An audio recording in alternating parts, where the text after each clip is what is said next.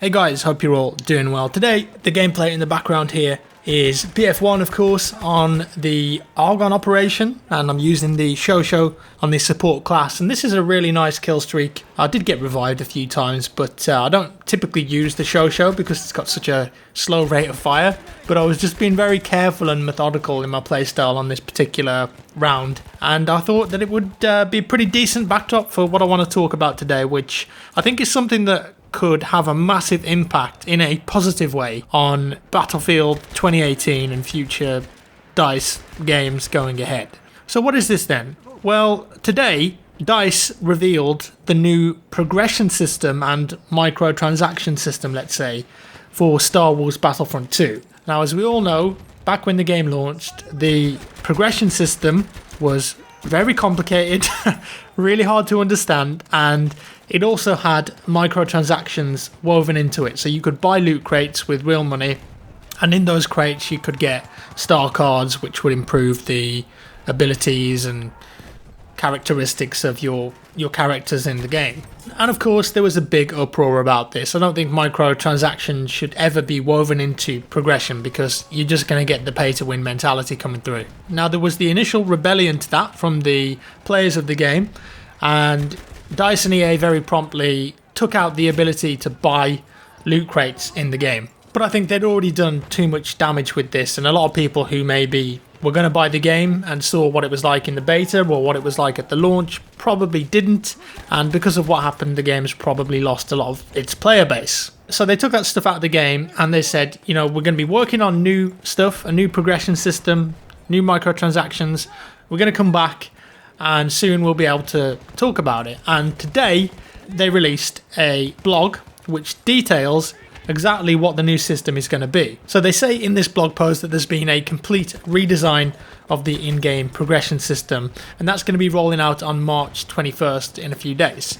And there's also some additional changes coming to the cosmetics in the game, but we'll get onto that in a little bit. So with this update, progression is now going to be linear. So that means that star cards, those are the things that you would equip on your character to improve them, improve the stats, or any other item impacting gameplay will only be earned through gameplay and will not be available to purchase. Instead, you'll earn experience points for the classes, hero characters, and ships that you choose to play as in multiplayer. And if you earn enough experience points to gain a new level for that unit, you'll receive 1 skill point, which can then be used to unlock or upgrade any star card which you'd like to equip.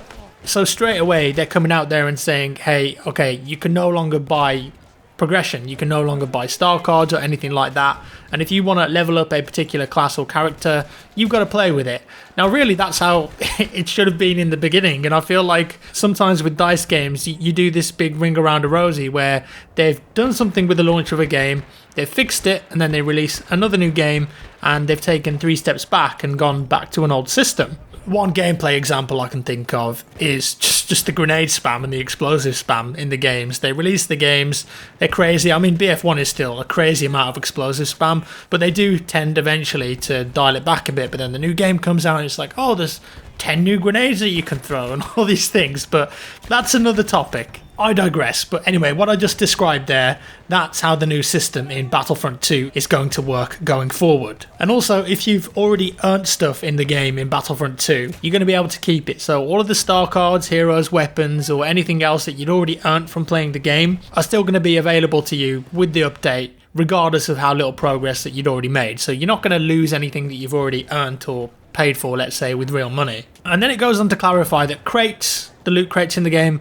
will no longer include star cards and cannot be purchased. So crates are now earned by logging in daily and doing milestones, challenges, that kind of thing, like they are in other games. And now inside of these crates, obviously they've got rid of star cards now. Instead, you're going to find credits, which you can use to unlock stuff, or cosmetic items like emotes or victory poses. But there's going to be nothing in these crates now that impacts gameplay whatsoever. And then it moves on. Starting in April, you're going to be able to get appearances directly through in-game credits or crystals. Now, directly being able to buy stuff in a game like this from DICE, I think is huge, because obviously in the Battlefield games, we've had the battle packs, and some of them have guaranteed stuff in, but some of them it's just a random item. But it looks like that you're going to be able to directly buy cosmetics now. And the first new appearances, let's say, cosmetic changes for your characters, are going to be coming soon.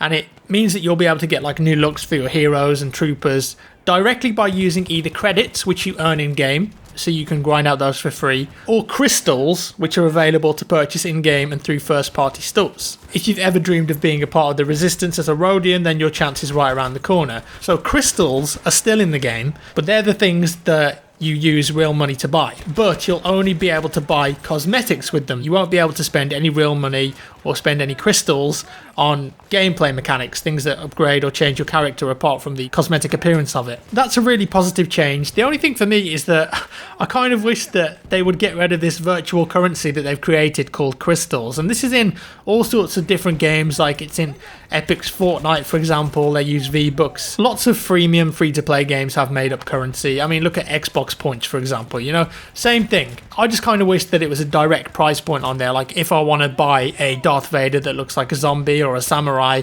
I know, hey, that's going to cost me $9 rather than that's going to cost you 2,000 crystals. I just want to know exactly what I'm buying and exactly how much real money I'm spending on it, because then I can make a better informed decision on that. I think it's going to be very important for DICE here to correctly price these items. Now, you can't forget that Battlefront 2 is a full-priced $60 game. It may have been in a sale already, or they may do sales in the future, but most people who've bought this game already have paid the full price for it. Now, the reason that people buy skins in a game like Fortnite is because, one, it's free to play, and they're like, yeah, it's a free-to-play game, I like that skin, I'll spend some real money on it, it's no skin off my back. And also because the skins are very cool and people really want them. But with this being a full-priced game, I don't think DICE can charge the same price that a game like Fortnite does. $20 for a skin in Battlefront 2 in a game that you've already paid $60 for. Does that seem like a good idea? No, I personally don't think it does. So it's going to be very interesting to see how DICE and EA handle that. And also, how much grinding are you going to have to do for these cosmetic skins? We've just said that you'll be able to unlock them with credits too, so you don't have to spend real money to get these skins, but are they going to be excessively grindy? Like, how many hours is the best skin in the game going to take you to get? I find that discussion very intriguing.